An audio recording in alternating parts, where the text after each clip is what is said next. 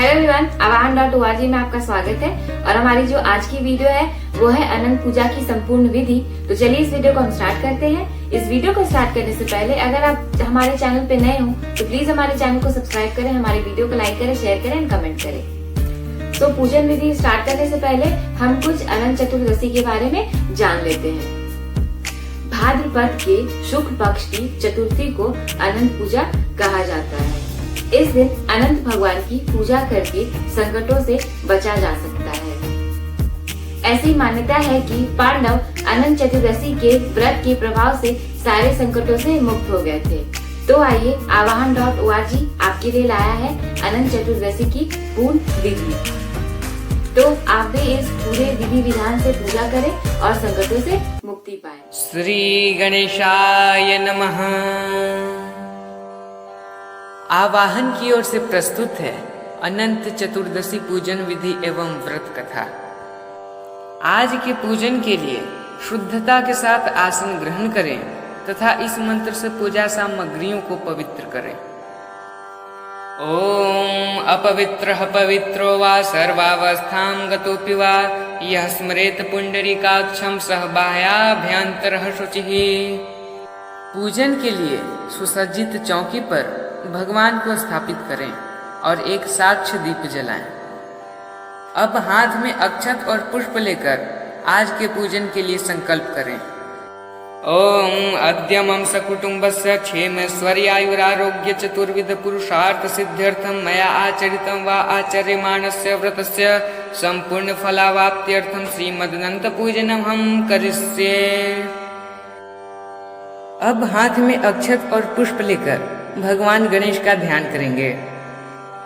गजाननं भूतगणादिसेवितं कपित्थजम्बूफलचारुभक्षणं उमासुतं शोकविनाशकारकं नमामि विघ्नेश्वरपादपङ्कजम्।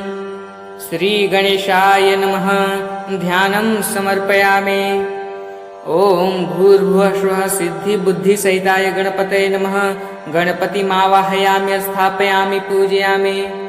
अक्षत चढ़ाएंगे। अक्षताश्च सुरश्रेष्ठ कुंकुमाक्ताः सुशोभिताः मया निवेदिता भक्त्या गृहाण परमेश्वर। अक्षतान् समर्पयामि। पुष्पमाला चढ़ाएंगे। माल्यादीनि सुगंधिनि माल्यत्यादीनि वै प्रभो मया हृतानि पुष्पाणि पूजार्थं प्रतिगृह्यताम्। पुष्पमालां समर्पयामि। दूर्वा चढ़ाएंगे। दूर्वांकुरान् सुहरितान् मृतान् मंगल प्रदान आनीतांस्तव पूजार्थं गृहाण गणनायक। दूर्वांकुरान् समर्पयामि। गणेश जी पर सिंदूर चढ़ाएं। सिंदूरम शोभनम रक्तम सौभाग्यम सुखवर्धनम शुभदम कामदम चैव सिंदूरम प्रतिगृह्यताम्। सिंदूरम समर्पयामि। धूप दिखाएंगे। वनस्पति रसोद्भूतो गंधाढ्यो गंध उत्तमः आघ्रेय सर्वदेवानां धूपोऽयं प्रतिगृह्यताम्। धूपमाघ्रापयामि। दीप दिखाएंगे।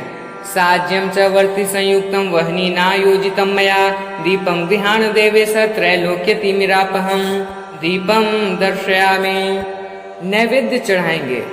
शर्करा खंड खाद्यानि दधि क्षीर घृतानि च आहारं भक्ष्य भोज्यं च नैवेद्यं प्रतिगृह्यताम्।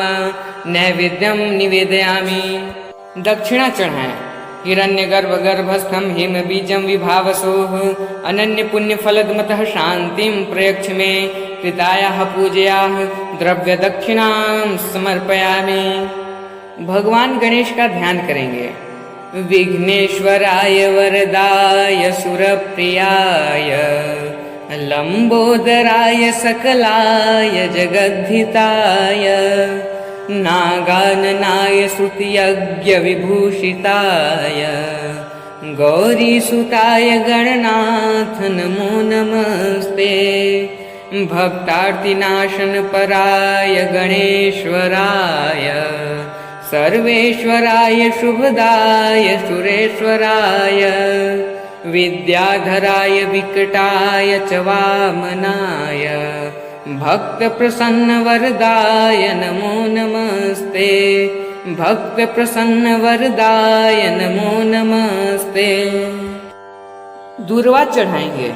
दूर्वांकुरान सुहरितान मृतान मंगल प्रदान आनीतांस्तव पूजार्थम गृहाण गणनायक। अब हम कलश स्थापन एवं पूजन करेंगे। कलश में रोली से स्वास्तिक चिन्ह बनाकर गले में 3 धागा वाली मौली लपेटें और कलश को एक ओर रख लें। अब इस मंत्र से कलश स्थापित करें। ओम आजिघ्र कलशम मह्या त्वां विशन्तिन्दवः पुनरूर्जा निवर्तस्वसानः सहस्त्रं धुक्ष्वोरुधारापयस्वते पुनर्मा विश्रताद्रैः। अब कलश में जल देंगे। ओम वरुणस्योत्तम्भनमसि वरुणस्य स्कम्भसर्जनीस्थो वरुणस्य ऋतसदन्यसि वरुणस्य ऋतसदनमसि वरुणस्य ऋतसदनमसीद। कलश में चंदन डालेंगे। ओम त्वां गंधर्वा अखनम स्वामिन्द्रस्त्वां बृहस्पतिः त्वामोषधे सोमो राजा विद्वान् यक्ष्मादमुच्यत। अब कलश में पंचपल्लव डालेंगे। ओम अश्वत्थेवो निषदनं पर्णेवो वसति स्कृता गोभाज इत्किलासथ यत्सनवथ पुरुषमा। चावल से भरे पूर्ण पात्र को कलश पर स्थापित करें और उस पर लाल कपड़ा लपेटे हुए नारियल को रखें।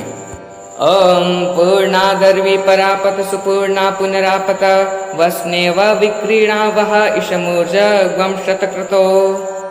अब कलश पर नारियल रखें। ओम याह फलिनीर्या अफला अपुष्पायाश्च पुष्पिणीः बृहस्पति प्रसूतास्तानु मुञ्चन्त्वग्वं हसः। अक्षत और पुष्प को कलश पर छोड़ दें इस मंत्र के साथ। ओम भूर्भुवः स्वः भूवरुण इहागच्छ इह तिष्ठ स्थापयामि पूजयामि मम पूजां गृहाण। हाथ में अक्षत पुष्प लेकर चारों वेद एवं अन्य देवी देवताओं का आवाहन करेंगे।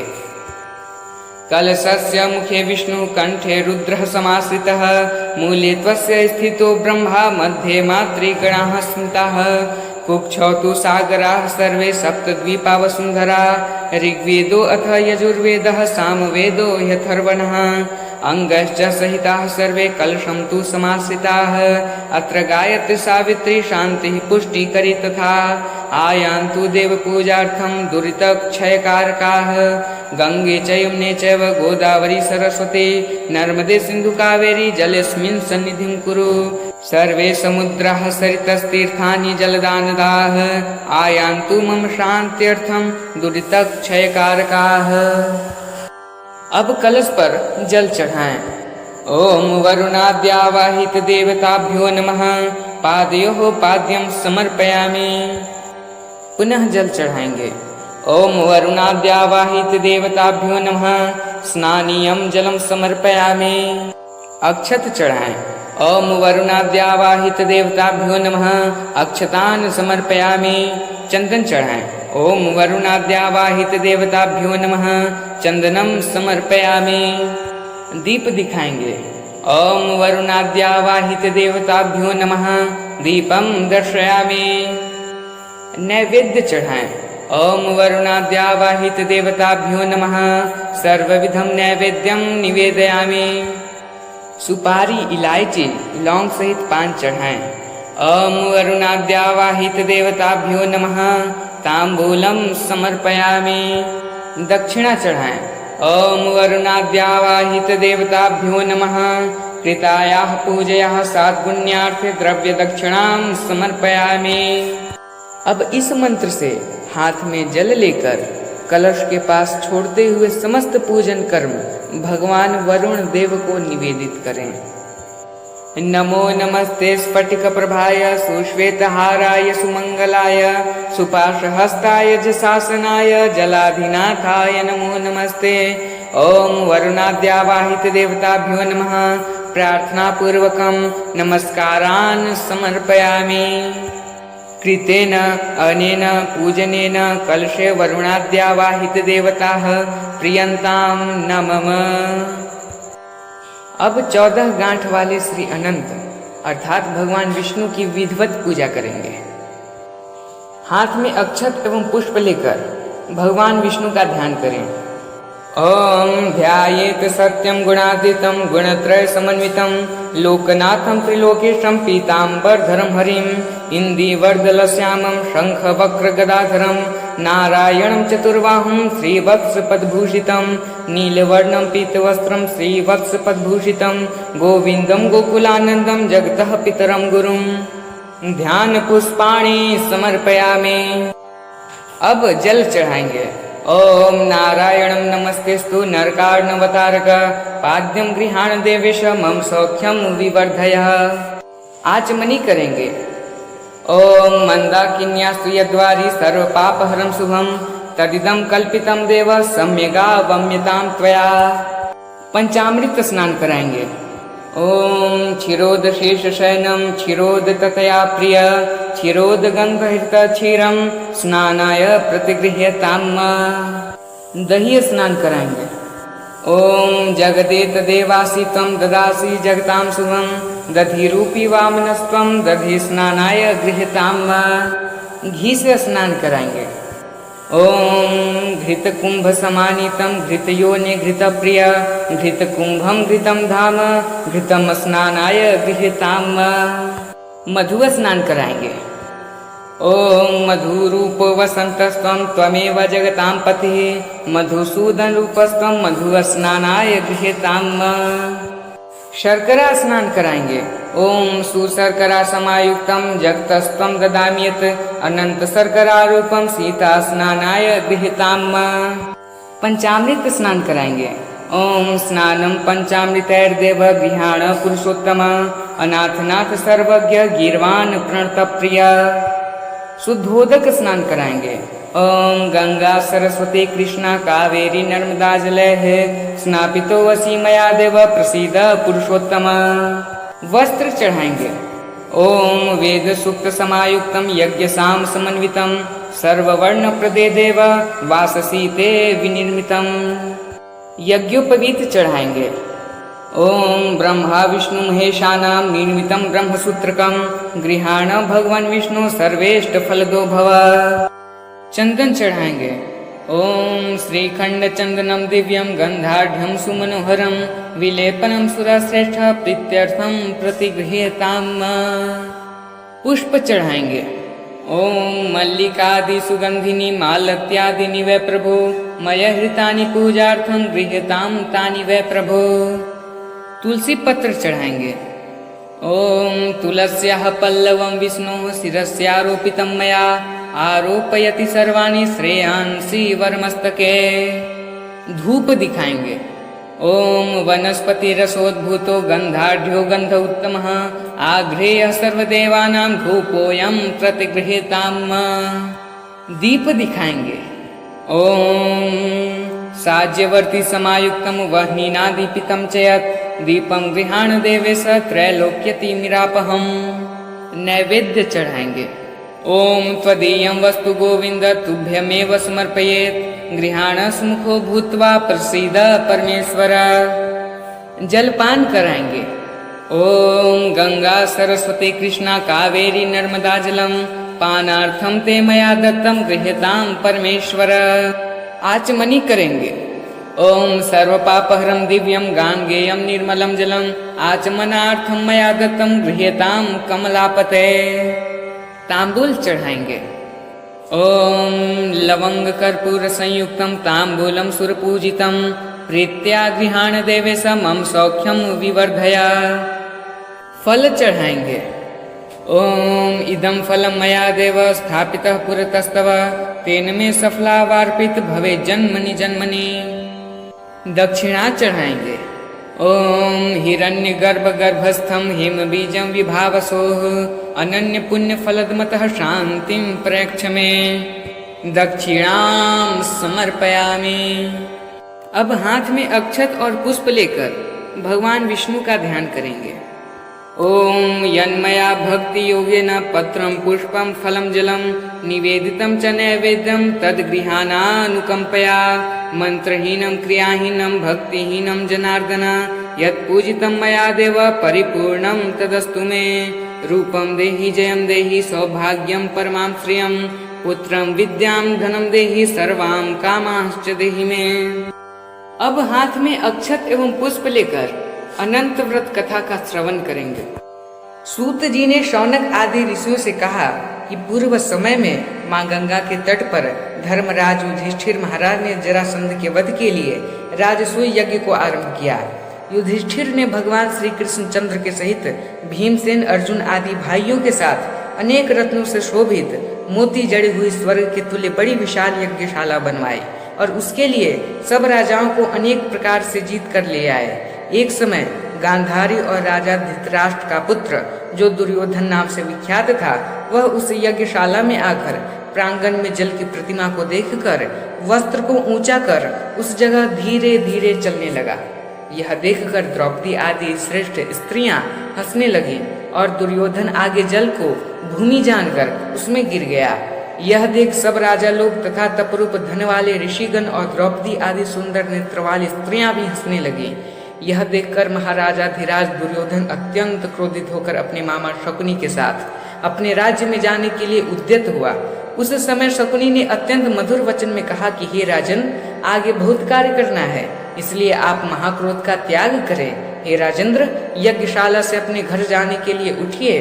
तब ऐसा ही सही, यह कहकर दुर्योधन यज्ञशाला से घर चला गया और सब राजागण भी यज्ञशाला से अपने अपने राज्यों में चले गए। उसके बाद दुर्योधन ने राजाओं के साथ हस्तिनापुर जाकर राजा पांडु के श्रेष्ठ पुत्र युधिष्ठिर, भीमसेन, अर्जुन आदि को बुलाकर अपने राज्य में प्रसन्न होकर जुआ खेलने लगा। पांडवों का संपूर्ण धन और राज्याधिक छल से जीत लिए। उसके बाद भ्राताओं सहित युधिष्ठिर महान विपत्तियों को प्राप्त हो जंगलों के बीच वनचर जो भिल्लादिक हैं उनके समान रहने लगे। पांडवों के इस समाचार को सुनकर श्री कृष्ण वहां गए। सूत जी ने शौनकादिक ऋषियों से कहा कि दुख से अत्यंत दुर्बल पांडव लोग वन में रहते थे। महात्मा श्री कृष्ण चंद्र को देखकर क्रम से पूजनादिक और प्रणाम कर राजा युधिष्ठिर बोले, हे प्रभु, भाइयों सहित हमको यह दारुण दुख प्राप्त हुआ है। इस दुख रूपी संसार से हम कैसे छुटकारा पाए, सो कहिए। हम कौन से उत्तम देवता का पूजन करें अथवा कौन सा व्रत करें जिससे हमको राज्य मिले? हमारा हित तो आप ही की कृपा से होगा। ऐसा सुनकर श्री कृष्ण भगवान बोले, हे युधिष्ठिर, पुरुषों और स्त्रियों के समस्त पापों को नष्ट करने वाला अत्यंत उत्तम एक अनंत नामक व्रत है जो भाद्रपद मास के शुक्ल पक्ष की चतुर्दशी तिथि को होता है। उस व्रत के अनुष्ठान मात्र से संपूर्ण पापों का नाश हो जाता है। ऐसा सुनकर राजा युधिष्ठिर ने कहा, हे वासुदेव, आपने जो अनंत व्रत कहा सो क्या शेषनाग का अथवा अनंत नाम के नक्षत्र का व्रत है या अनंत पर ब्रह्म का यह व्रत है? हे केशव, यह अनंत किस देवता का नाम है, सो सत्य सत्य कहिए। ऐसा सुनकर श्री कृष्ण भगवान बोले, हे धर्मराज, अनंत हमारा ही नाम है, इसे हमारा ही स्वरूप जानो। सूर्य आदि जितने देवता हैं और कालादिक जो कहे जाते हैं सब हमको ही जानो। दानुओं का नाश तथा साधु पुरुषों की रक्षा के निमित्त मुझे वसुदेव के कुल में भी उत्पन्न जानो। आदि अंत मध्य जिसका नहीं, ऐसे कृष्ण, विष्णु, शिव, बैकुंठ, सूर्य, चंद्र सर्वत्र व्याप्त ईश्वर मुझी को जानो। 14 इंद्र, 8 वसु, 12 सूर्य, 11 रुद्र, 7 ऋषि, 7 समुद्र तथा वृक्षादि सहित संपूर्ण पर्वत हम ही को जानो। 27 नक्षत्र, 10 दिशा, पृथ्वी, 7 पाताल तथा 7 स्वर्ग, यह सब हम ही हैं। इस विषय में कुछ भी संदेह ना करो। ऐसा वचन सुनकर राजा युधिष्ठिर बोले, हे सर्वव्यापी भगवान, अनंत व्रत का महात्म्य तथा विधि कहिए। अनंत व्रत का अनुष्ठान करने वाले प्राणी को क्या पुण्य और क्या फल मिलता है वह भी कहिए। पूर्व काल में यह अनंत व्रत किसने किया और मृत्यु लोक में किसने प्रकाशित किया, यह सब विस्तार पूर्वक हमसे कहिए। युधिष्ठिर का ऐसा वचन सुनकर भगवान श्री कृष्ण बोले कि सतयुग में सुमंत नाम का एक ब्राह्मण था। उसने वशिष्ठ गोत्र में उत्पन्न सुंदर दीक्षा नाम की भृगु ऋषि की कन्या के साथ वेदोक्त विधि से विवाह किया। हे राजन, दीक्षा नाम की स्त्री से समय पाकर अनेक सुंदर लक्षणों से युक्त एक कन्या उत्पन्न हुई।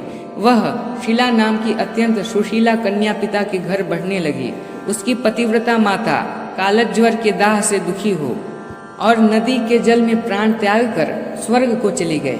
उसके बाद उस सुमंतु नामक ब्राह्मण ने धर्म नाम की एक दुशीला नाम की कन्या से विधि विधान पूर्वक विवाह किया। वह स्त्री नाम के ही सदृश दुष्ट स्वभाव, कर्कश वचन बोलने वाली और बड़ी प्रचंड थी। वह शीला नाम की कन्या पिता के घर गृह कार्य करने में बड़ी चतुर थी। वह आंगन, बाहर, दरवाजे के ऊपर और दीवार पर स्वस्तिक, शंख, कमल के नीले, सफेद और काले अनेक प्रकार के चिन्हों को लिखकर देखा करते थे। इसी तरह बहुत दिन बीतने पर कौमारावस्था में प्राप्त वह शीला पिता के घर में बड़ी मंगल देने वाली हुई। उसको देखकर पिता सोचने लगा कि हम यह कन्या पृथ्वी में किस गुणवान वर को दें। ऐसा विचार कर वे दुखी हुए। उसी समय उत्तम वेद वेदांग जानने वाले कौंडिन्य नाम के मुनि कन्या के लिए आए। वे बोले कि तुम्हारी गुण युक्ता कन्या से मैं विवाह करना चाहता हूँ। ऐसा सुनकर पिता ने शुभ दिन में ब्राह्मणों में इंद्र तुल्य कौंडिन्य मुनि को अपनी कन्या दे दी।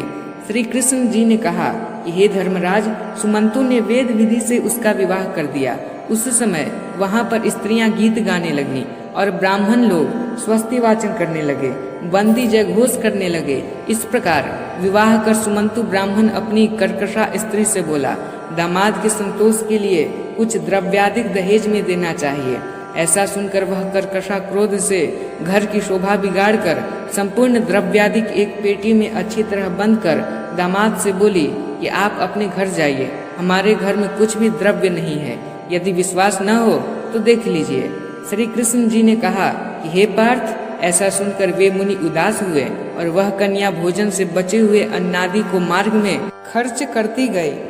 आते जाते पुण्यदायक यमुना नदी को देखकर उसके किनारे रथ खड़ा कर शिष्यों को नियुक्त कर वे स्नान संध्या आदि करने गए। दोपहर के समय भोजन का समय जानकर रथ से उतर नदी के किनारे उस शीला ने लाल वस्त्र पहने हुए स्त्रियों के झुंड को देखा।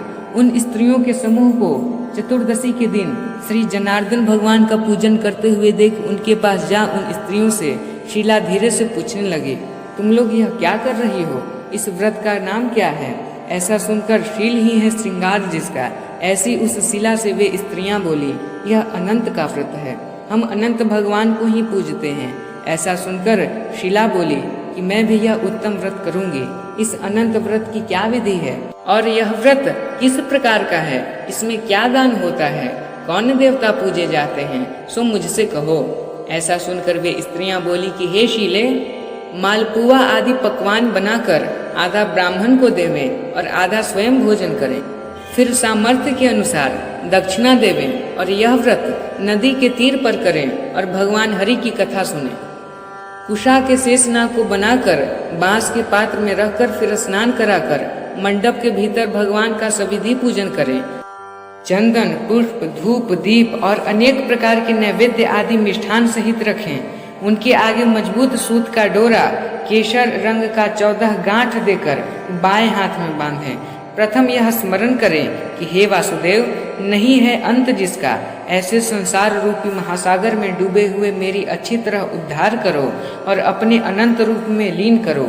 हे सूत्र रूपी अनंत भगवान, आपको बारंबार नमस्कार है। ऐसा स्मरण कर सूत्र रूपी अनंत भगवान को बाएं हाथ में बांधकर स्वस्थ चित्त हो भोजन करें। संसार रूपी अनंत नारायण भगवान का ध्यान कर तथा भोजन कर अपने घर जाएं। हे भद्रे, यह व्रत तुमसे कहा। भगवान श्री कृष्ण युधिष्ठिर से बोले, हे राजेंद्र, प्रसन्न चित्त से ऐसा व्रत विधान सुनकर वह शीला भी सुंदर डोरे को हाथ में बांध व्रत करने लगे, जैसा 14 गांठ देकर बाएं हाथ में बांधने के लिए कहा गया है। वह प्रसन्न हो पति के साथ बैलगाड़ी द्वारा अपने घर को गए।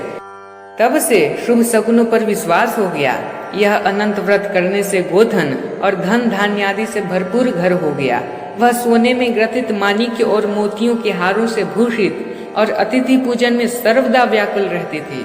सुख से रहकर वह मणि युक्त करधनी तथा मोतियों की मालाओं से अलंकृत घर में पति के साथ उत्तम वस्त्र पहनकर सावित्री के समान शोभित होने लगी। किसी समय पति ने बैठी हुई शीला के हाथ में बंधा सुंदर डोरा देखा और शीला से बोला कि हे शीले, डोरा क्या तूने मुझे वश में करने के लिए बांधा है? इसका कारण कहो। ऐसा सुनकर वह शीला बोली कि जिसके प्रसाद से संपूर्ण धन धान्य संपदा मनुष्य को मिलती है, वही यह अनंत हमने धारण किया है। भगवान श्री कृष्ण ने कहा कि लक्ष्मी के मद में अंधा होकर शीला के ब्राह्मण पति ने शीला के वचन को सुनकर उसकी बाह के डोरे को जल्दी से तोड़ दिया और अनंत कौन है, ऐसा कहते हुए पाप कर्म करते हुए मूर्ख ने डोरा अग्नि की ज्वाला में डाल दिया। उधर शीला व्याकुल होकर हाहाकार करती हुई दौड़ी। उसने डोरे को लेकर दूध में डाल दिया। इस पाप कर्म से उसकी वह लक्ष्मी नष्ट होने लगी। गौ आदि चोर ले गए, घर में आग लग गई, सब धन नष्ट हो गया। जो जिस तरह से धन आया था उसी तरह से फिर चला गया।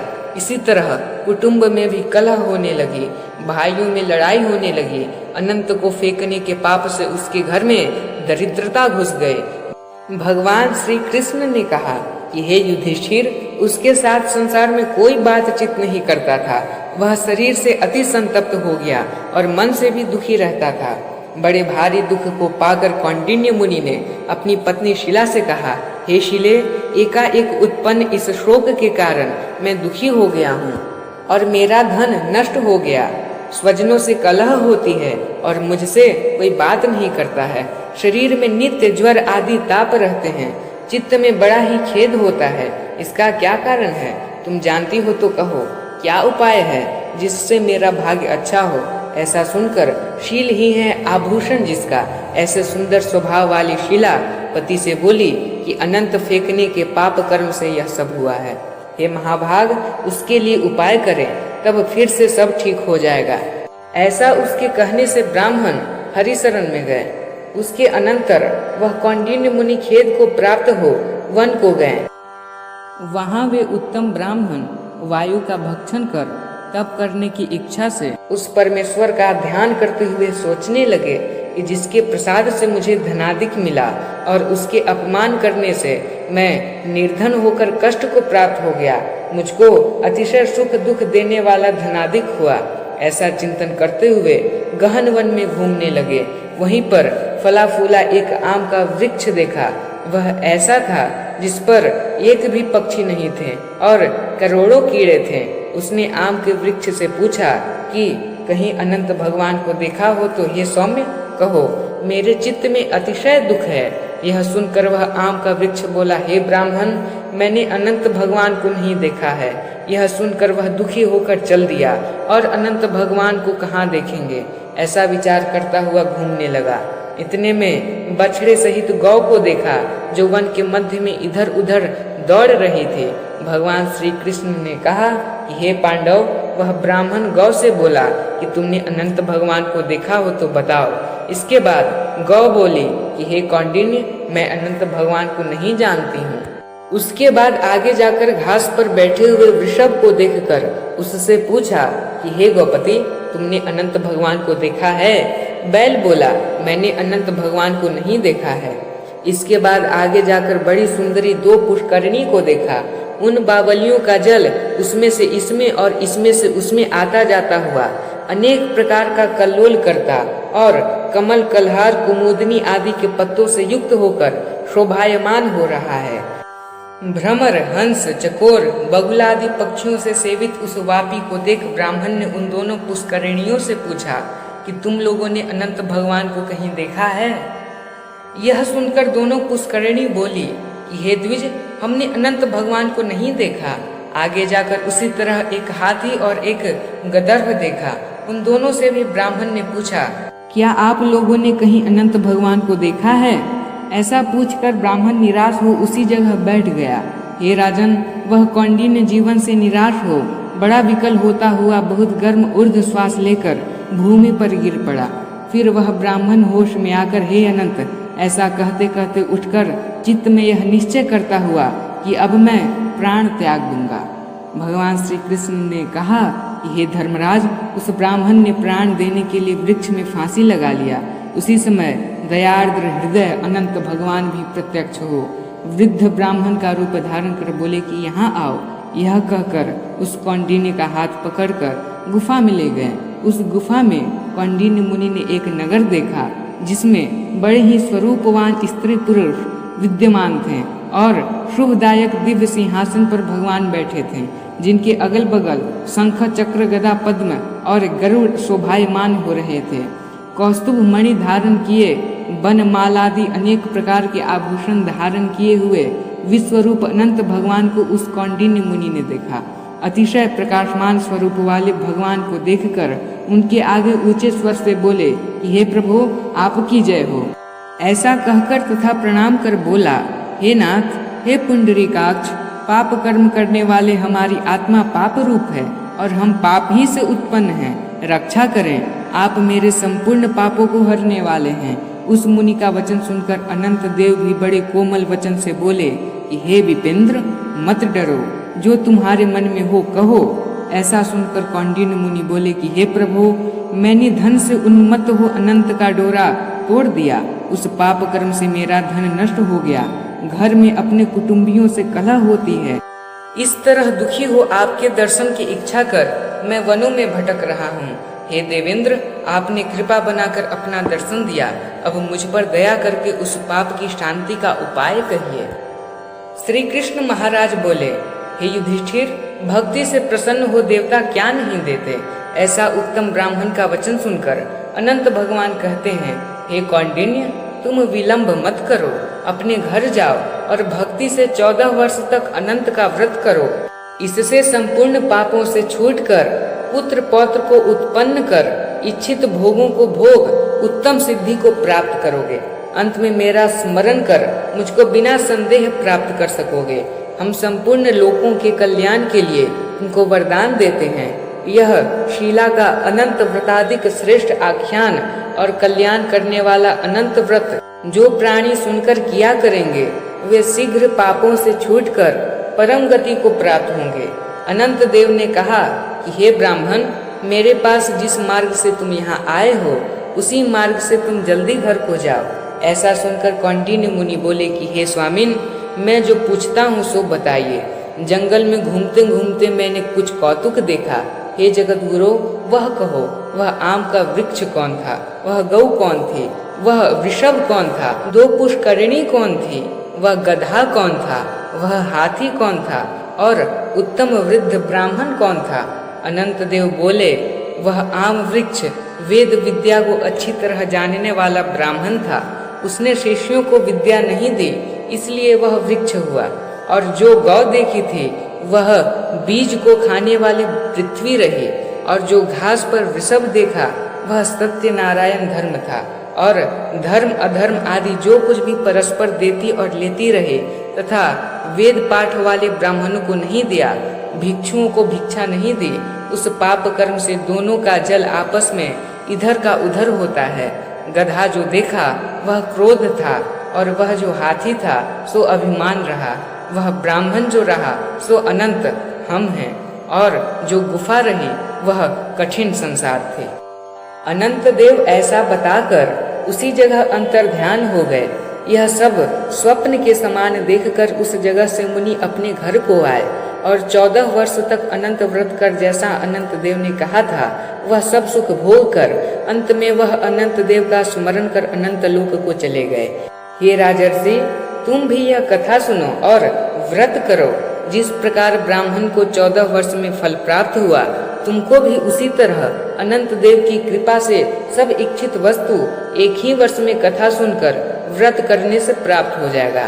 हे राजन, व्रतों में उत्तम व्रत मैंने कहा, जिसको सुन प्राणी सब पापों से छूट जाते हैं, इसमें संदेह नहीं है और हरि चरणों को प्राप्त होते हैं। जो शुद्ध विचार वाले प्राणी संसार रूपी गुफा में सुख से फिरने की इच्छा करते हैं, वे तीनों लोकों के स्वामी अनंत देव का पूजन कर डोरे को दाहिने हाथ में बांधते हैं। बोलिए श्री अनंत भगवान की जय। कथा के पश्चात अब पंचामृत में अनंत भगवान को ढूंढेंगे। इसके लिए खीरे के एक छोर को अनंत के साथ अंगुलियों से पकड़ें तथा दूसरे छोर से पंचामृत में ढूंढें। प्रश्न मेरा होगा, आप ढूंढते हुए इस प्रकार से प्रश्न का उत्तर देंगे। क्या मंथन कर रहे हैं? क्षीर सागर। क्या खोजते हैं? अनंत भगवान। मिले? हाँ मिले, मस्तक चढ़ाइए। इस प्रकार पंचामृत में 5 बार अनंत भगवान को ढूंढें एवं मस्तक चढ़ाएं। सुविधानुसार भगवान विष्णु की आरती कर लें। अब हाथ में पुष्प लेकर 3 बार प्रदक्षिणा करें। यानि कानि च पापानि जन्मांतरकृतानि च तानि सर्वाणि नश्यन्तु प्रदक्षिण पदे पदे। यानि कानि च पापानि जन्मांतरकृतानि च तानि सर्वाणि नश्यन्तु प्रदक्षिण पदे पदे।